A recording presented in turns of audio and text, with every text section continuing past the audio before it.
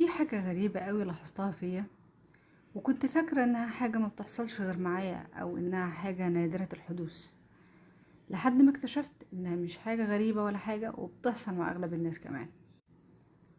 الحاجة دي هي اني لما بكون فاضية او مش مرتبطة بشغل بكون اقل انتاجية في كل حاجة، رغم ان عندي وقت فاضي كتير.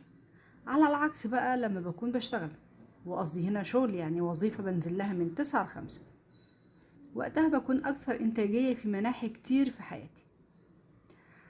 انا فاكره من كام سنه كنت سبت وظيفه كنت فيها، ووقتها قلت بس كده اخيرا بقى عندي وقت فاضي، وجت فرصتي اني اقرا تاني كتب كتير، وكل يوم هلعب رياضه وهتعلم مهارات جديده وهاخد كورس وهنضم للمغامرون ال5 وهقابل فضائيين مع مولدر وسكالي، وليله كبيره قوي سعادتك.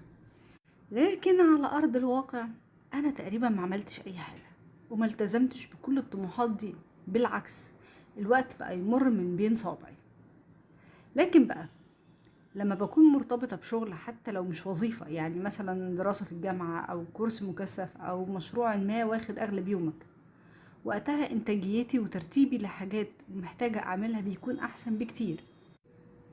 يمكن علشان بيبقى عندي حاجة كبيرة في يومي، بقدر وقتها إني أرتب حواليها الحاجات التانية اللي برضو محتاجة أعملها، زي تعلم حاجات جديدة أو التدرب على حاجات قديمة أو أداء مهام منزلية أو ممارسة الرياضة أو أي حاجة تانية. اللي عايزة أقوله إن ما تستناش لما تبقى فاضي علشان يومك يبقى مثمر، لأن اللي هيحصل هيبقى العكس تماما. بالعكس، رتب الحاجات اللي محتاج تعملها حوالين يوم شغلك، حتى لو هتستثمر من 10 ل15 دقيقة بس في يومك لكل حاجة من الحاجات دي.